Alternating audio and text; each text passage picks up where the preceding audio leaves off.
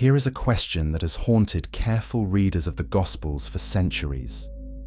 What if the world Jesus walked through was nothing like the world we imagine when we close our eyes and picture it? Luke 2:4 tells us that Joseph and Mary traveled from Nazareth to Bethlehem, a journey of about 90 miles on foot, in the final weeks of a pregnancy. That single sentence carries the entire weight of a world most people have never truly considered. Most people assume the story of Jesus takes place in a kind of sun-drenched, peaceful pastoral setting. Sandaled figures moving serenely through golden fields, kind faces greeting travelers at clean wells, the temple gleaming on the hill like a postcard. But history tells a different story. In this journey together, we will move through 3 layers of truth. First, we will walk the actual streets of first-century Judea and feel the dust under our feet. Then we will enter the homes, the markets, and the roads and understand what survival looked like every single day. And finally, we will read Jesus' own words again, and for the first time, they will mean something completely new. And once we understand this first layer, the real story begins. The first-century world of Judea was not a quiet place. It was a province ground under the heel of the greatest empire in human history. Rome did not merely conquer nations, it consumed them. It took their land, taxed their crops, conscripted their labor, and paraded its soldiers through their villages as a daily reminder of who held the sword. The Jewish people living in Judea, Galilee, and Samaria during the lifetime of Jesus were not serene figures in a religious painting. They were a people under immense pressure, economic, political, spiritual, and deeply personal. Every single morning, a Jewish farmer in Galilee woke up knowing that a portion of everything he grew, everything he built, and everything he earned would flow upward into the hands of people who did not share his language, his faith, or his God. This was not an abstract injustice. It was the texture of daily life. Scholars estimate the total tax burden on ordinary people in first-century Palestine may have been as high as 40 to 60% of all production when you combined Roman imperial taxes, local taxes, and the temple tithe. Land taxes were paid in grain. Head taxes were paid in coin, Roman coin, with the emperor's face stamped on it, which many pious Jews found deeply offensive. The coin declared Caesar divine. Holding it in your hand was a small theological crisis every single day. And yet you had no choice. You paid, or you suffered the consequences. Tax collectors, men like Levi, who would later become Matthew the disciple, were Jews who had agreed to collect these payments on behalf of Rome. They were despised with a ferocity that is hard to fully understand without context. They were not just seen as corrupt, they were seen as traitors. They sat at the intersection of imperial power and communal shame, and their neighbors never let them forget it. Historians remind us that the population of the entire region of Palestine in the first century was somewhere between 500,000 and 600,000 people. A number that seems small by modern standards, but felt enormous in a land where water was scarce, roads were dangerous, and the margin between enough food and starvation was razor thin. Most people lived in small villages and towns. Very few lived in anything we would today call a city. The overwhelming majority of Jesus' neighbors were farmers, craftsmen, laborers, and shepherds, people whose hands were calloused, whose backs ached before they were 40, and whose entire lives were organized around the twin pillars of religious observance and physical survival. This is where the story of Jesus begins. not in comfortable certainty, but in the grinding, beautiful, dangerous reality of a world that demanded everything from the people who lived in it. And the deeper we go into that world, and the more astonishing the man at the center of it becomes. But before we step into the streets and homes of first-century Judea, there is one more thing you need to understand about this world, something the traditional narratives almost always leave out. The people living here were not naive. They were not simple. They were not passive. They were some of the most resilient, theologically sophisticated, and historically aware human beings on Earth. They carried a story that stretched back 2,000 years before them, from Abraham's desert wandering to Moses at Sinai, to the fall of the temple in Babylon and its miraculous restoration. They had survived empires before. They knew the arc of their own history better than most people alive today know theirs. And they were watching, waiting, and arguing passionately about what God was about to do next.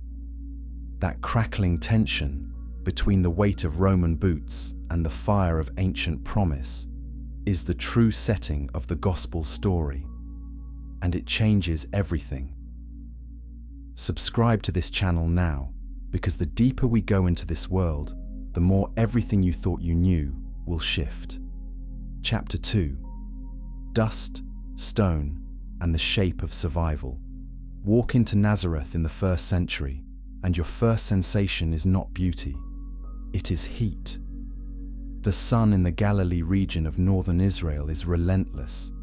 It bleaches everything. The soil turns pale gold. The stone walls of the houses, limestone, quarried from the hills just behind the town, take on the same color as the ground they stand on. From a distance, a Galilean village in summer is nearly invisible against the hillside. And this was not an accident. It was a strategy. Towns were built to disappear into the landscape because the landscape was safer than being seen. Nazareth in the time of Jesus was a small agricultural settlement. Archaeological excavations conducted in recent decades beneath the modern city have uncovered the physical remains of 1st century homes, courtyard houses built of stone and mud brick, with interior rooms organized around a shared central space. The houses were compact and dense. Families did not spread out. They pressed together. Multiple generations shared the same structure, sometimes the same room, and certainly the same courtyard where animals were kept, food was prepared, and most of the outdoor life of the family was conducted. The concept of personal space, the idea that a person has a right to solitude, to privacy, and to a room that belongs only to them, simply did not exist in this world. It was an unthinkable luxury. Life was communal in a way that modern Western people find genuinely difficult to imagine.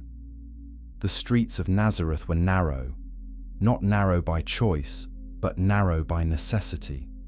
Narrow streets created shade. Shade meant slightly lower temperatures. In a place where summer temperatures could climb above 100 degrees Fahrenheit, shade was not a comfort. It was survival. The streets were also unpaved. When it rained, and in Galilee, the winter rains could be heavy, the streets turned to thick, clinging mud that sucked at sandals and made walking an effort.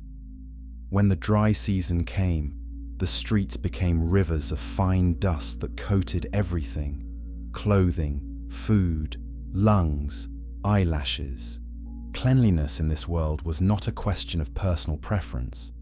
It was a constant battle against an environment that wanted to cover everything in a layer of pale brown earth. Ancient texts confirm that the houses had very few windows, and what windows they had were small and set high in the wall. This kept out the heat of summer and the cold of winter. It also kept out the light. First-century Judean homes were dark places for most of the day.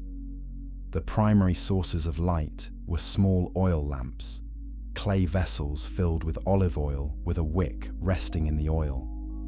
These lamps threw a warm, flickering light in a small circle. Beyond that circle was shadow. This detail matters enormously when you read Jesus' words about light. "You are the light of the world," he says in Matthew 5:14. No one lights a lamp and puts it under a bowl. In a world where actual darkness was a constant physical presence, not metaphor but daily reality, the power of that image is almost electric.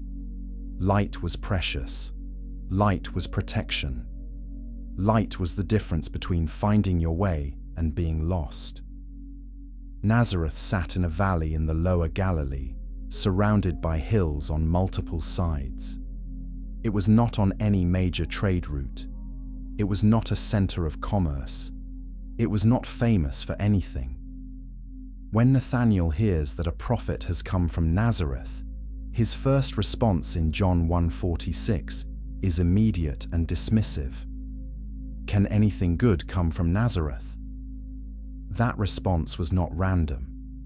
It reflects something real about the status of that town. Nazareth was a backwater. It was the kind of place that people with ambition left, if they could. And yet this is precisely where God chose to plant the story that would change the entire world. Not in Rome, not in Athens, not even in Jerusalem, in a dusty, nearly invisible village on a hillside in the Galilee. That is not an accident. That is a theological statement, and it will matter deeply before this story is finished. Like this video if you never knew how ordinary the hometown of Jesus really was. Chapter 3. The house where the animals slept below. The homes of first-century Judea are not what most of us picture when we think of biblical history. They were not the whitewashed stone cottages of later periods. They were not the elegant structures of the Roman elite. They were practical, dense, multifunctional spaces built to serve a single purpose above all others: to keep the family alive through another season. Understanding these homes is essential to understanding the world of Jesus, because so much of his teaching was rooted in the physical reality of these spaces. A typical home in first-century Galilee was built in 2 levels, or sometimes in 2 distinct sections within a single-level structure. The lower section, sometimes slightly dug into the ground, sometimes separated by only a small step, was where the family kept its animals at night. Sheep, goats, a donkey, if the family was fortunate enough to own one. The animals were brought inside at dusk, not as a matter of custom, but as a matter of economy. Animals were expensive. A single goat represented a significant portion of a family's wealth. Losing an animal to theft or to the cold was a serious financial blow. So the animals came inside, and their presence changed everything about the atmosphere of the home. Animals generate heat. In the cold winters of Judea and Galilee, and these regions could be genuinely cold, with snow in Jerusalem not being unknown, the body heat of several animals kept the lower level of the house warm through the night. The family slept above, warmed by the rising heat. But with the warmth came the smell, and the noise, and the constant presence of living creatures that needed to be fed, managed, and cleaned after. The smell of a first-century home was not the smell of a sanitized modern living space. It was the smell of earth and animal and smoke and food and people, all mixed together in a space with little ventilation and no running water. This detail rewrites one of the most famous stories in all of Christian history. Luke 2:7 tells us that Mary laid the infant Jesus in a manger because there was no room in the inn. Scholars have long debated the meaning of the word translated as inn. The Greek word is katalima, which more accurately means guest room or upper room. Many scholars now believe that the birth did not take place in a separate commercial inn at all, but in the lower section of a family home, the section where the animals were kept. The manger, the feeding trough, was a standard piece of furniture in the lower level. This interpretation does not diminish the scene. It deepens it enormously. The Son of God, by this reading, was born not in a separate stable detached from human life, but in the midst of it, in the warmest, most basic, most animal-close part of an ordinary family's home. He came not apart from the human condition, but directly into the heart of it. The upper section of the home, the main living space, was where the family ate, slept, prayed, and spent nearly all of their waking hours together. Furniture was minimal: a low table, mats for sleeping, rolled up during the day and spread out at night, a few clay storage jars for grain, oil, and wine, a grinding stone for flour, a small clay oven or hearth, which was the center of the home's activity, the source of light, warmth, and cooked food. Women spent enormous portions of their day at this stone, grinding grain into flour for bread. It was exhausting, repetitive, and essential work. Bread was not one food among many in this world. It was the foundation of the entire diet. Without bread, the family did not eat, and the roof of a Galilean house was often flat and made of wooden beams covered with packed earth. In warm weather, the roof became an additional living space, a place to sleep, to pray, to store things, to watch the stars. Mark 2:4 tells the story of 4 men who lowered a paralyzed friend through the roof to reach Jesus. Most readers encounter this as a dramatic scene of desperation, but it also reveals something practical. These roofs were not permanent sealed structures. They were surfaces that could be dug through, repaired, and relaid. The roof was as much a part of the living space as the floor, and the fact that 4 men were willing to destroy a section of it to reach Jesus says something profound, not just about their faith, but about the quality of those roofs. And the world of Jesus was built from materials that were honest about their limitations. Subscribe for more of these revelations. What we discover next about the village walls will completely change how you read the Gospels. Chapter 4. Walls that heard everything. Privacy is a modern invention. In the first-century world of Judea and Galilee, there was no such thing. The walls of a typical village home were made of stone and mud brick, materials with excellent thermal properties and almost none at all for sound insulation. A whispered conversation in one room was perfectly audible in the room next door. A domestic argument did not stay domestic. It went through the walls, into the courtyard, out to the street, and became the property of the entire neighborhood before the sun moved. This was not considered unusual or unfortunate. It was simply how life worked. The social world of a Galilean village was built on the assumption that everyone knew everyone else's business. Privacy was not a right. It was not even a concept.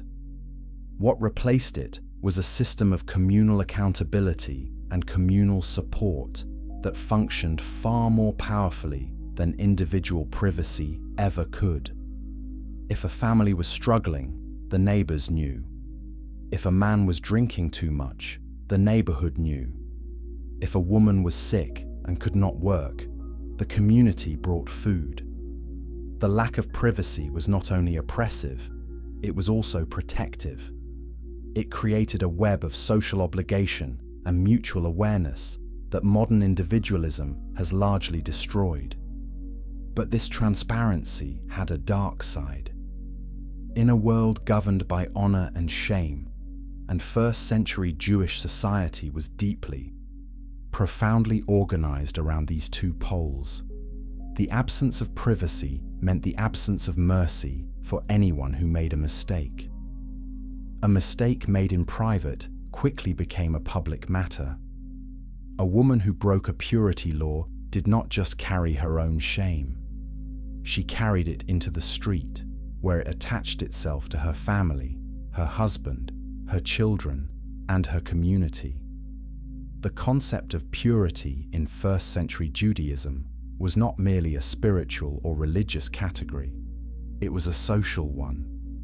Purity determined who you could touch, who you could eat with, who you could speak to in public, and who was worthy of being seen at all.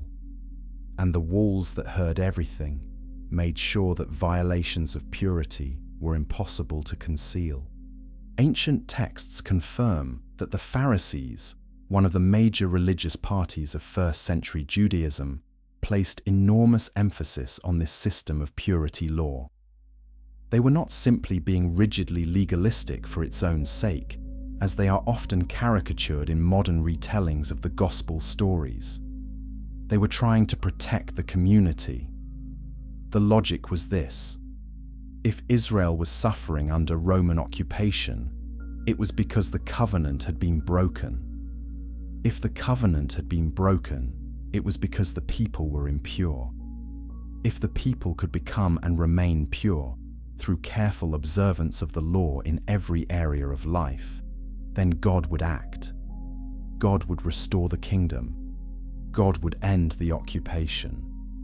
Purity law in this world was not a trivial religious exercise. It was a survival strategy. It was a theory of national liberation. And this context makes Jesus' behavior deeply and deliberately provocative. Every time he touched a leper, and he touched lepers more than once in the gospel accounts, he was doing something that shook the foundations of this system. Leprosy, or the skin conditions grouped under that term in ancient Jewish law, rendered a person ritually impure. An impure person was to be kept outside the community, announce their own condition aloud when walking near others, and avoid all physical contact. When Jesus reached out and touched a man with leprosy in Matthew 8:3, he was not merely healing a body. He was declaring that the system which had excluded that man was wrong. He was choosing the person over the category. And in a world where the walls heard everything, that act was witnessed, gossiped about, debated, and magnified within hours across every village and town within walking distance. This is what made Jesus so dangerous to the religious establishment. He did not argue against the law theoretically. He walked into its most carefully guarded spaces and acted differently. And the village walls, thin as they were, carried that news faster than any broadcast system we have today. Something was happening in the Galilee. Everyone could hear it through the walls. Comment below. What surprises you most about the social world Jesus was navigating? Chapter 5. The well and the weight of reputation. Water was not a convenience in first-century Judea. It was a calculation. Every drop of water used in a household, for drinking, cooking, cleaning, and washing, had to be carried by hand from a source that was often a significant distance from the home. This task fell almost entirely to women and older children. And it was not a quick errand.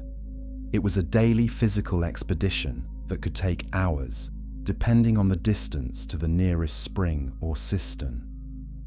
The well was the center of village social life in a way that is difficult to translate into modern experience. It was not merely where you got water. It was where you learned the news, where reputations were made and destroyed, where alliances were formed and broken. Because water had to be gathered every day, every woman in the village passed through the same space with regularity. And in a world where privacy did not exist and reputation was everything, the well was where the social fabric of the community was continuously woven and unwoven. Who you stood next to at the well, Who moved away when you approached? Who spoke to you and who turned their back? These were not small social gestures. They were public declarations about your standing in the community. John 4:6 tells us that Jesus met a Samaritan woman at a well about the 6th hour, what we would calculate as noon, the hottest part of the day. Women gathered water in the early morning and again in the early evening, when the temperature was bearable. No one went to the well at noon if they could avoid it. The fact that this woman was there at noon is a detail so specific and so loaded with social meaning that it has been generating commentary for 2,000 years. She was there at noon because she was avoiding the other women. She was there at noon because the early morning gathering had become unbearable for her. She was carrying something, a history, a reputation, that made community spaces hostile. And Jesus sat down and spoke to her. Ancient texts confirm that a Jewish man speaking to an unknown woman in public was itself a transgression of social norms. A Jewish man speaking to a Samaritan woman was a double transgression. Samaritans were considered by most Judean Jews to be a mixed and impure people, descendants of the intermarriages that occurred after the Assyrian conquest of the northern kingdom, centuries before Christ. Relations between Jews and Samaritans were not merely cold. They were centuries deep with contempt and mutual resentment. The disciples, returning from the nearby town where they had gone to buy food, find Jesus in this conversation and are shocked into silence. John 4:27 tells us they marveled, but not one of them asked him what he was doing or why. They already knew the answer would be uncomfortable. What this woman carried to the well every day at noon was not just a water jar. She carried the accumulated weight of 5 failed marriages and a 6th relationship that had no social legitimacy at all. In a world where women had almost no economic independence, where marriage was not primarily about romantic love but about survival, and where a husband's rejection could mean destitution, her story was not simply immoral by community standards. It was also deeply tragic. These were not choices she had made in the way we understand choice today. She was a person who had been passed through a system that had no place for her when the system failed. She had ended up at the edge of everything.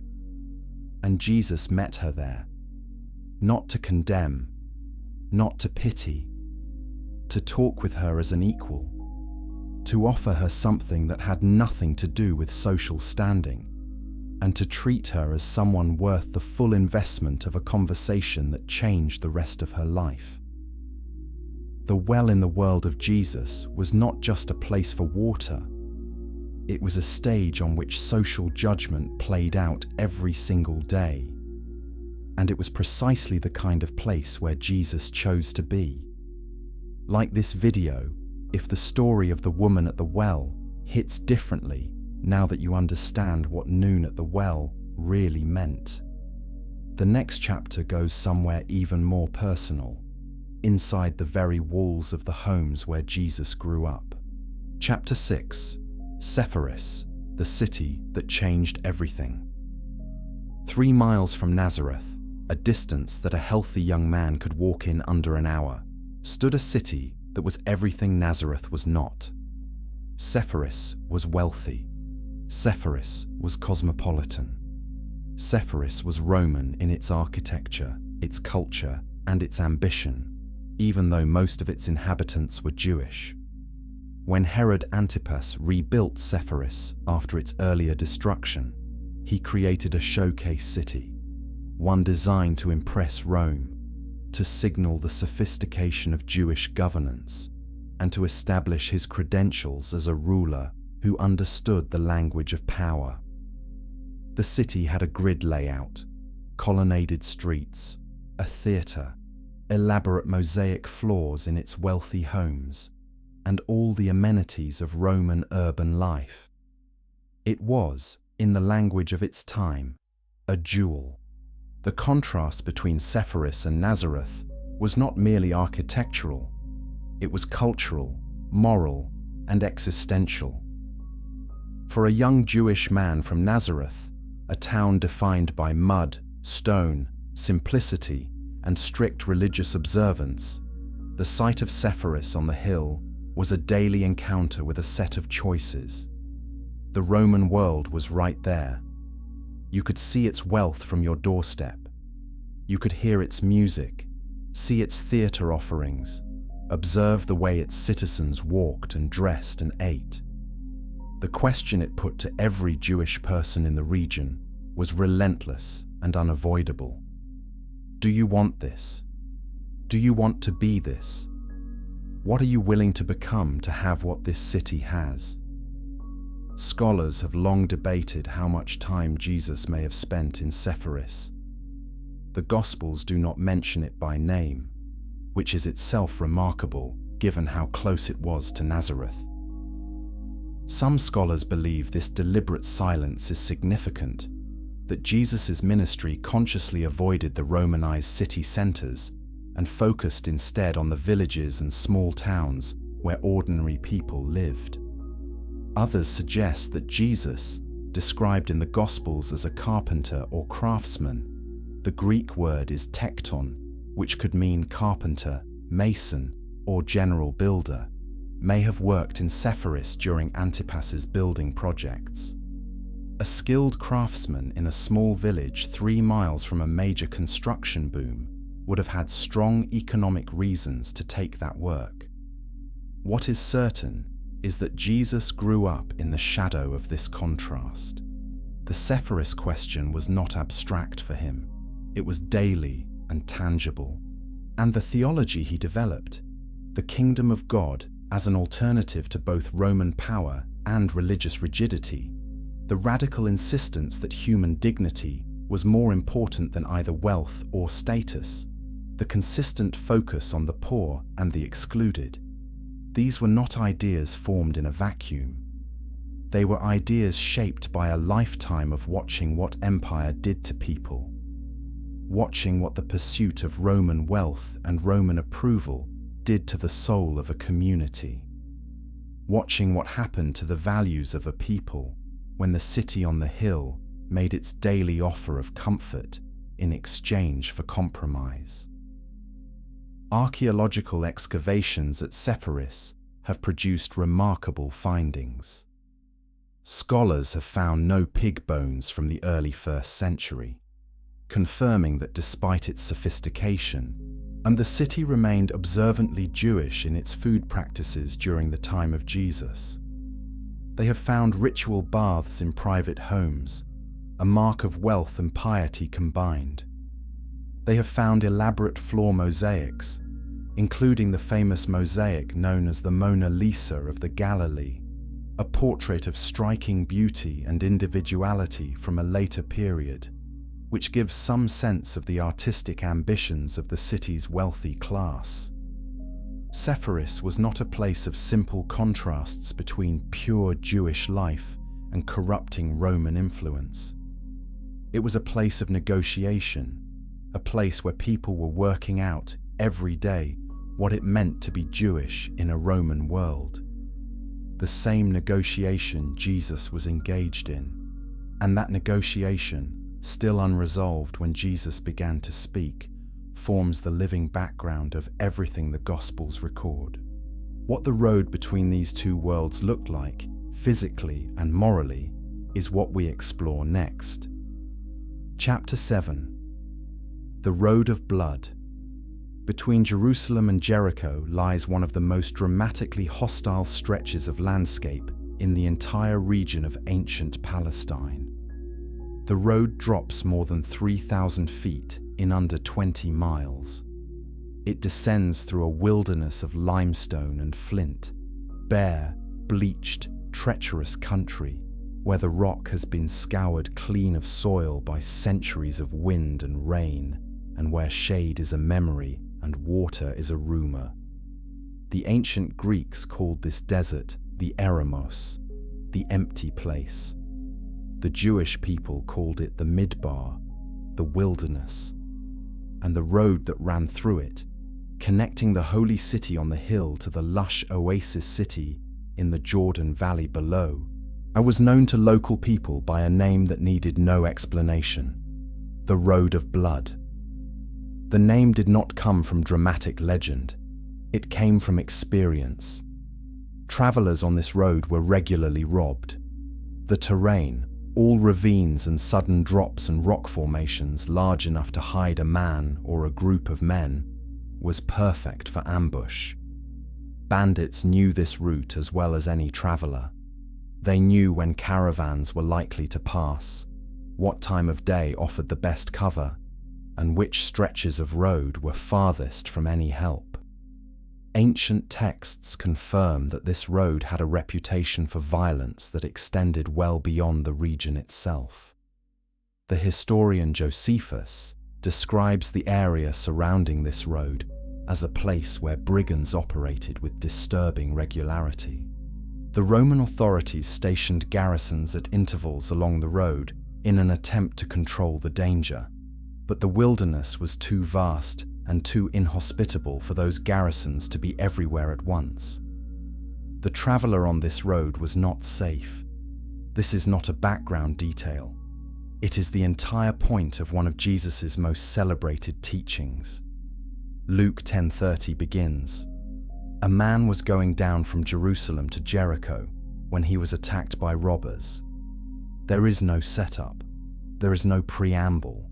Anyone in first century Judea who heard that sentence immediately and viscerally understood what it meant. The audience did not need an explanation of why this man was in danger. They knew. Every single one of them had either walked that road or knew someone who had, and they knew what walking it meant. And the Good Samaritan parable did not begin with a hypothetical. It began with a fact so ordinary that it was almost unremarkable. A man got robbed on the Jericho road. Of course he did. People got robbed on the Jericho road. What made the parable shocking was not the robbery. What made the parable shocking was who stopped. A priest passed by. A Levite passed by. These were not villains. These were the most respected religious figures in Jewish society. Their decision to pass by the wounded man was, according to the purity system we explored earlier, at least understandable. If the man was dead, or even near death, touching him would render them ritually impure and prevent them from performing their temple duties. The calculation was cold, but internally consistent within the logic of the purity system. Then a Samaritan stopped, and for first century Jewish ears, those words landed like a thunderclap. The practical dangers of travel in this world are often underestimated by modern readers. People did not travel alone if they could help it. They moved in groups, family groups, trading caravans, pilgrim parties. There was safety in numbers, and there was also the social and economic infrastructure of the group. Travelers needed food and water that they carried, shelter in places where shelter was not guaranteed, and physical protection against both the elements and human violence. The roads were not maintained the way Roman roads in Italy were maintained.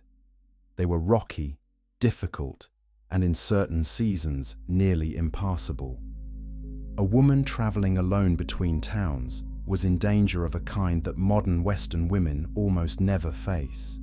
A man traveling without companions was prey. This is the physical world in which Jesus' teaching about the Good Samaritan takes place. Not a thought experiment, a geography lesson.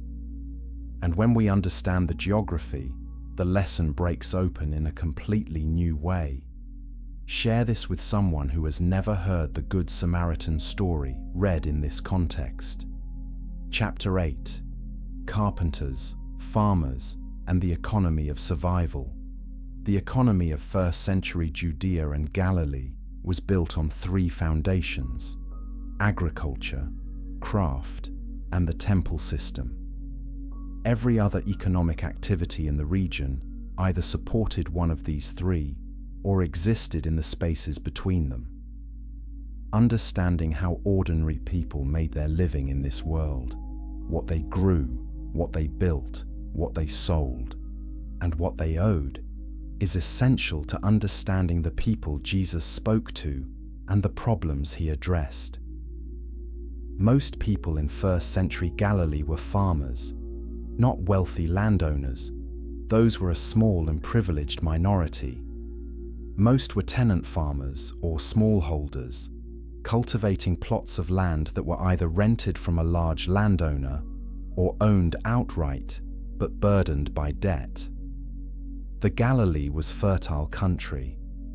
The region around the Sea of Galilee, the freshwater lake that dominates the geography of northern Israel, was rich with fish and supported a thriving fishing industry. The valleys of Galilee grew wheat, barley, olives, grapes, figs, and a variety of vegetables. In a good year, a family could grow enough to eat, pay their taxes, and have a small surplus. In a bad year, drought, locust swarms, disease in the crops, an unusually heavy tax assessment, the margin collapsed instantly. Debt was the great terror of the small farmer. When a crop failed or a tax payment could not be made, the natural response was to borrow. But the lending terms available to poor farmers in first-century Judea were brutal. Interest rates were high. Collateral was the land itself. A family that borrowed to survive a bad season could find, after 2 or 3 such seasons, that the land they had farmed for generations was gone, transferred to a wealthy creditor who now installed the same family as tenant farmers on the same land they had once owned. This transition from freeholder to tenant farmer to landless laborer was one of the defining social catastrophes of first-century Galilee, and scholars believe it was accelerating during the lifetime of Jesus. The rich were getting richer, the poor were losing everything, and the religious system, which was supposed to provide a corrective through laws about debt forgiveness and sabbatical years, was being worked around by the wealthy through legal mechanisms that made those protective laws inoperative. This is the backdrop against which Jesus' teachings about wealth, debt, and the kingdom of God take on their full force. Matthew 6:12.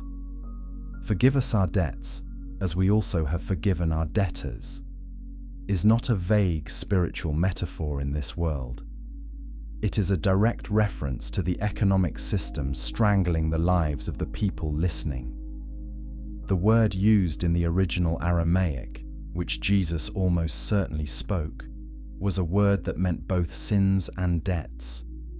The boundary between the two was thin in this world, because economic failure was easily read as moral failure, and both were equally humiliating in a system built on honor and shame. As for the trade of the tekton, this was skilled physical labor. A tekton in first-century Galilee was not a wealthy craftsman. He was a working-class tradesman. He made farm implements, house parts, furniture, and whatever structural elements were needed in buildings. His materials were primarily wood and stone. His tools were simple and expensive. His income depended entirely on consistent demand for his work. The Gospels tell us that Jesus was known as the carpenter's son, Matthew 13:55, and in Mark 6:3, he is called the carpenter himself. This is a detail with enormous social weight. Being a craftsman was respectable but not prestigious. It placed Jesus firmly in the laboring class, the class of people who worked with their hands, who knew the smell of sawdust and stone dust and physical fatigue, and who had no inherited wealth, no land, and no protection from the economic storms that battered their neighbors. This is the economic world Jesus emerged from. And the next chapter reveals why that world's social structure was the most powerful thing he ever challenged. Chapter 9. Purity laws and the people left outside. No social structure in first-century Judaism was more powerful, more pervasive, or more capable of defining a person's entire life than the purity system. And no part of the world Jesus walked through is more misunderstood by modern readers. The purity laws were not arbitrary cruelty. They were not invented by small-minded religious bureaucrats looking for ways to torment ordinary people.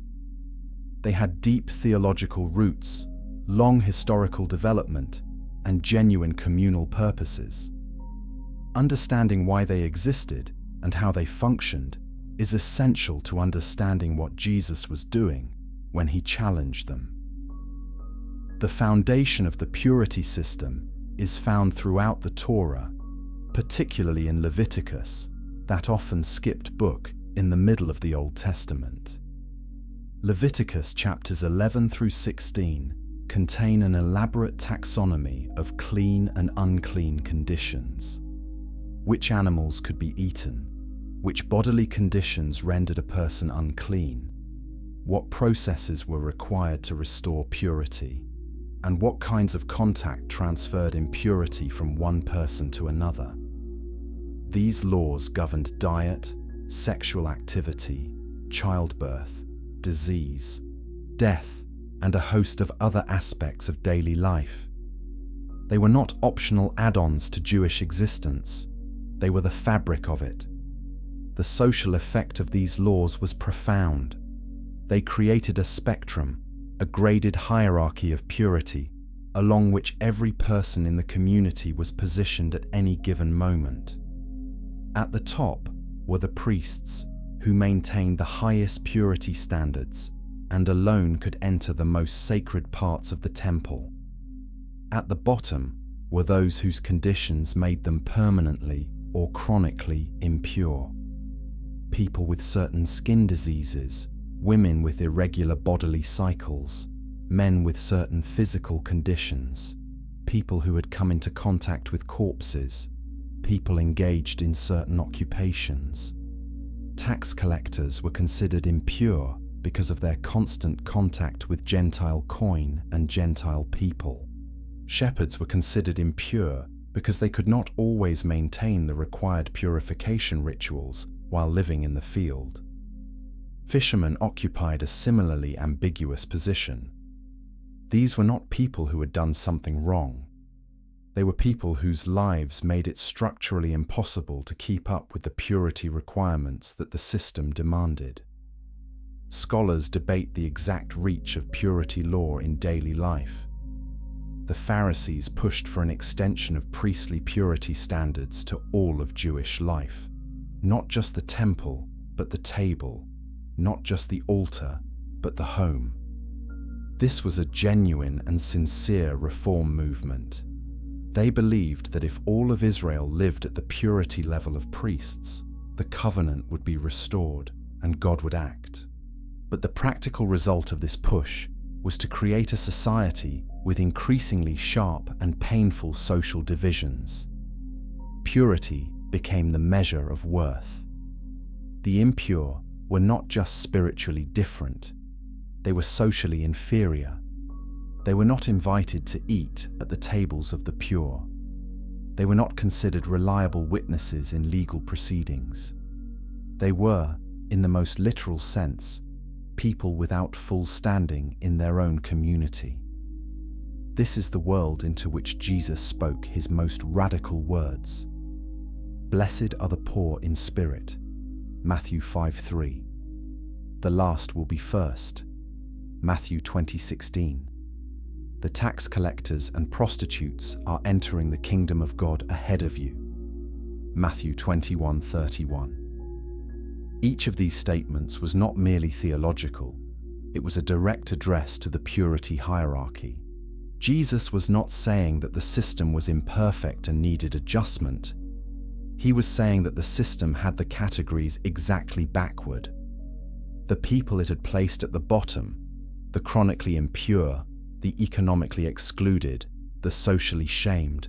These were precisely the people the kingdom of God was reaching toward first.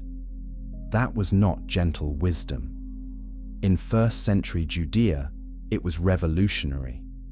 Share this with a fellow believer who has never heard the purity laws explained from the inside out. Chapter 10. Jerusalem at Passover, the city that swallowed you.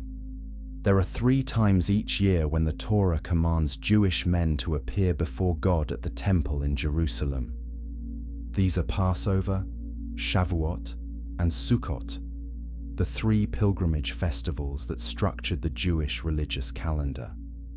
Of these 3, Passover was the most significant, the most emotionally charged, and the most politically volatile. It was also the most crowded. Josephus, the first-century Jewish historian, whose work is one of our primary sources for this period, estimates that Jerusalem during Passover swelled from its normal population of around 55,000 to somewhere approaching 180,000 people. Some ancient sources suggest numbers even higher. The city did not merely grow, it transformed into something almost unrecognizable. The experience of arriving in Jerusalem for Passover was not like arriving for a calm religious ceremony. It was visceral and overwhelming on every level. Pilgrims came from across the entire Jewish world, from Egypt, from Syria, from Greece, from Rome, from Babylonia. Many of them had been walking for days or weeks to get there. They arrived tired, footsore, emotionally primed by the significance of what they were about to do, and immediately immersed in a crowd unlike anything most of them encountered in their ordinary lives. The streets of Jerusalem, already narrow and winding in the fashion of the ancient Near East, became barely passable. The noise was constant and extraordinary. The voices of tens of thousands of people, the bleating and lowing of the animals being brought for sacrifice, the cries of merchants, the sound of temple functionaries calling out directions, the distant chanting of Levitical choirs from the temple mount above, and the smell. The smell of Jerusalem at Passover was something ancient writers commented on with a consistency that tells you it was genuinely overwhelming. The temple was not a symbolic religious space. It was a working sacrificial facility operating at industrial scale. During Passover, thousands of lambs were slaughtered each day.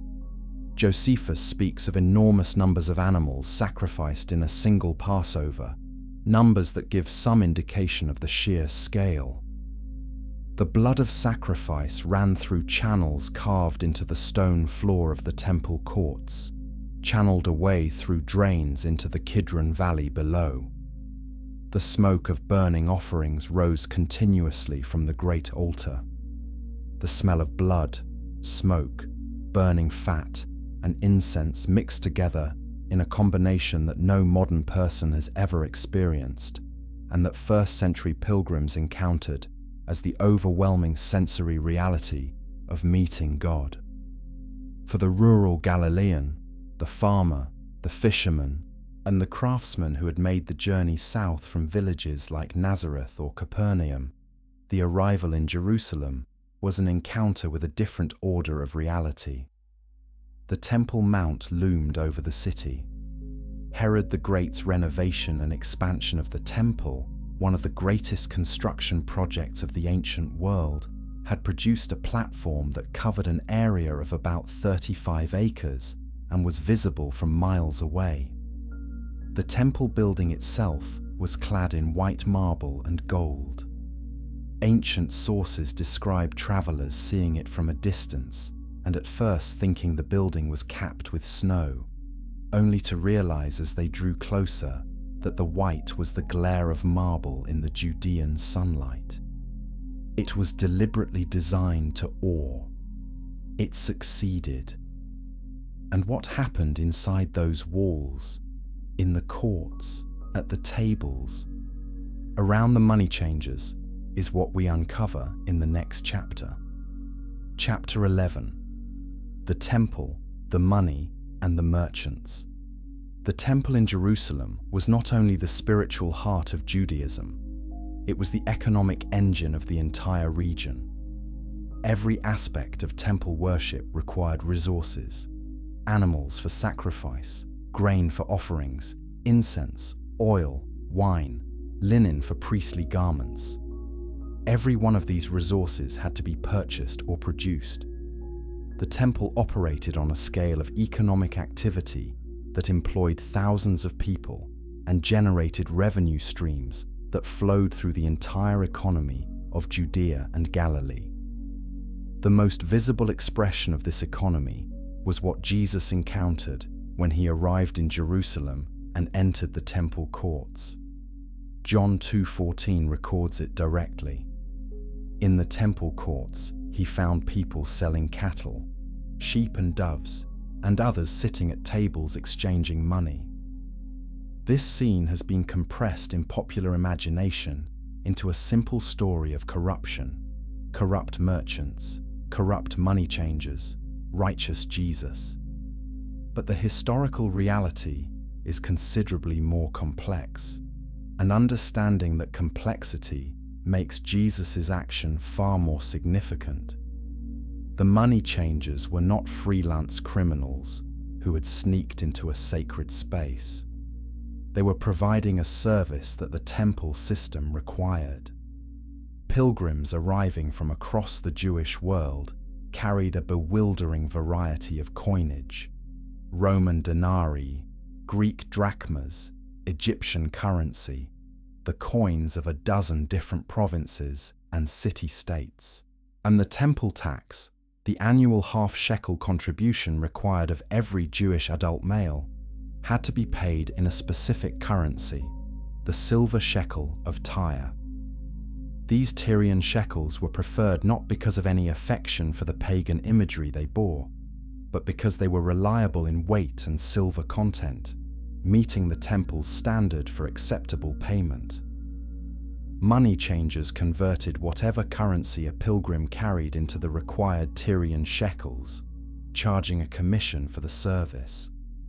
This commission, applied across hundreds of thousands of pilgrims, was enormous.